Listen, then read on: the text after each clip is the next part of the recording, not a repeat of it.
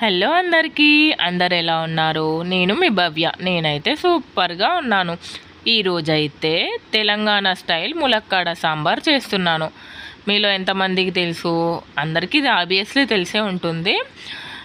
దీనికోసం అయితే ముందుగా ఒక గిన్నె తీసుకొని దాంట్లోకి అయితే కొంచెం ఒక నిమ్మకాయ సైజ్ అంతా చింతపండు నానబెట్టేసుకొని అది నానేలోపు ఇందులో ఒక గ్లాస్ కుక్కర్ తీసుకొని ఒక గ్లాస్ పప్పు తీసుకొని శుభ్రంగా ఒకసారి కడిగి పెట్టుకున్నాను.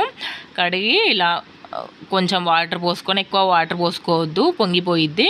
ఇందులో కొంచెం ఆయిల్, 1/2 టేబుల్ స్పూన్ పసుపు వేసుకొని మూత పెట్టుకొని 3 to 4 విజిల్స్ అయితే రానివ్వాలి. అప్పుడైతే గ్యాస్ మీద పెట్టుకొని 3 to 4 విజిల్స్ వస్తే మంచిగా మెత్తగా ఉడికిపోయిద్ది.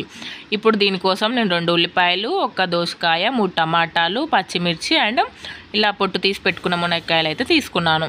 దీనిలో ఒక స్టవ్ మీద ఒక ప్యాన్ పెట్టుకొని అందులోకి 3 టేబుల్ స్పూన్స్ ఆయిల్ వేసుకొని పోపు దినుసులు కూడా వేసుకొని ఇలా కట్ చేసి పెట్టుకున్న ఉల్లిపాయలు, పచ్చిమిర్చి కూడా వేసుకొని ఒకసారి కలుపుకోవాలి. ఇలా కలుపుకున్నాక మళ్ళీ ఒకసారి కరివేపాకు, పసుపు వేసుకొని మళ్ళీ ఒకసారి అంతా మిక్స్ అయ్యేటట్టు ఈ విధంగా వీడియోలో చూపిస్తున్నట్టు కలుపుకోవాలి. కొంచెం అవి వేగిపోయాక 5 మినిట్స్ తర్వాత అల్లం వెల్లుల్లి పేస్ట్ వేసుకొని అది పచ్చివాసన పోయిందాక కలుపుకోవాలి.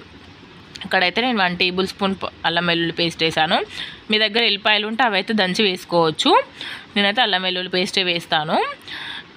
మీ ఇష్టంకి తగ్గట్టు వేసుకోవచ్చు. దోసకాయ కూడా చూడండి, ఇలా పొట్టు తీసి ఇలా పొడుగుగా కట్ చేసి పెట్టుకున్నాను. అవి కూడా వేసుకొని ఒకసారి మగ్గించుకున్నాక మళ్ళీ టమాటా కూడా అదే విధంగా కట్ చేసుకొని ఒక 3 టమాటాలు అయితే వేసుకున్నాను, చిన్న సైజు వేసుకొని కాసేపు మగ్గనిచ్చుకోవాలి. ఇప్పుడు చూడండి పప్పు కూడా మెత్తగా ఉడికిపోయింది. ఇప్పుడు స్మాషర్ తీసుకొని దాన్ని ఇలా రుబ్బుకోవాలి, మెత్తగా మిక్స్ అయ్యేటట్టు. మరొక 5 నిమిషాల తర్వాత మూత తీసి చూసుకుందాము. మంచిగా మగ్గిపోయాయి. ఇప్పుడు దాంట్లో మనం పొట్టు తీసి కడిగి పెట్టుకున్న మునక్కాయలు, కొంచెం సాల్ట్ వేసుకొని మగ్గనిచ్చుకోవాలి. సాల్ట్ వేస్తే తొందరగా మగ్గుతాయి కదా వెజిటేబుల్స్. సాల్ట్ వేసుకొని ఒకసారి అంతా మిక్స్ అయ్యేటట్టు కలుపుకోవాలి. చూడండి ఇలాగా కలుపుకొని మూత పెట్టేసుకొని ఒక 5 మినిట్స్ మగ్గనిచ్చుకోవాలి. ఈలోపు చూడండి పప్పు కూడా మంచిగా మెత్తగా ఇలా స్మాష్ చేసుకొని పెట్టుకున్నాను.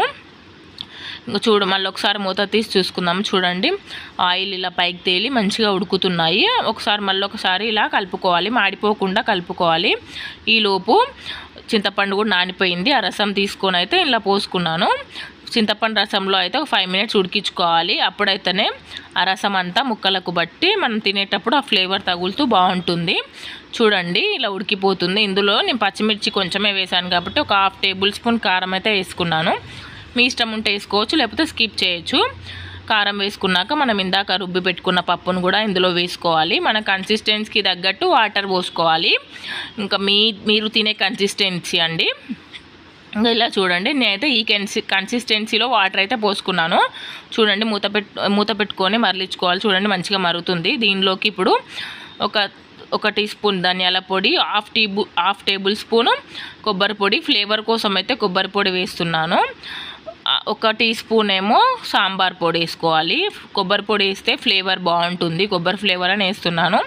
నేను ఇందాక సాల్ట్ కొంచెమే వేసుకున్నాను, అందుకే ఇప్పుడు యాడ్ చేస్తున్నాను. సాల్ట్ తక్కువ అవుతుందని 1/2 టేబుల్ స్పూన్ సాల్ట్ వేసుకున్నాను.